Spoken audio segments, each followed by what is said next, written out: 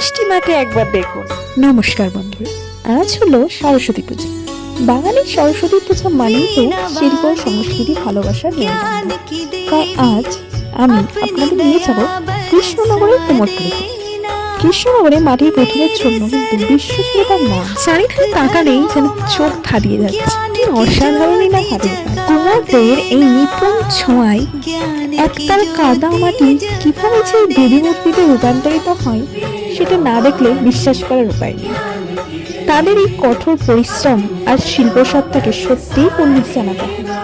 আমাদের যোগা সেন্টারের দেবী মূর্তি কেনার জন্য গিয়েছিলাম আজকে। ঠাকুর নিয়ে বাড়ি ফেরার পথেও সৌন্দর্যের যেন শেষ নেই। রাস্তার দুধারে কত রকমের প্যান্ডেল হয়েছে। আসলে সরস্বতী পুজো মানেই তো বাঙালি ভ্যালেন্টাইন্স ডে। এইবার নয় 14 ফেব্রুয়ারিতে পড়েনি তো কি হয়েছে, ভ্যালেন্টাইন্স ডে তো সবাই সেলিব্রেট করবেই যাদের কাপেল আছে। চারিদিকে যেন উৎসবের আমেজ। দেখুন আমাদের যোগা সেন্টারের ঠাকুরটা কতটা সুন্দর, কি মিষ্টি মায়ের মুখখানি। সবার যেন সৎ বিদ্যা, সৎ বুদ্ধি, সৎ চিন্তা ভাবনা গড়ে ওঠে, এটাই ঈশ্বরের কাছে চাওয়া। আমি আর আমার বোন একটু মজা করছিলাম। ঘরটা সুন্দর করে সাজানো হয়েছে, কালকে খাওয়া দাওয়ার অ্যারেঞ্জমেন্ট করা হয়েছে, তো তার জন্য আজকে থেকেই প্রস্তুতি পর্ব চলছে। এত ঘোরাঘুরির মাঝে এনার্জি তো লাগবেই, তাই না? তাই খেলাম গরম দুধ চা আর গজা।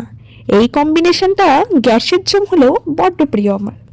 তারপর কিছু কেনাকাটি করে ফিরলাম বাড়ির পথে। কত সুন্দর সুন্দর পুজো হয়েছে দেখুন আমার পাড়াতে। তো আজকের মতো এই পর্যন্তই, আবার দেখা হচ্ছে নেক্সট ভিডিওতে। ভিডিওটি ভালো লাগলে প্লিজ সাবস্ক্রাইব করুন।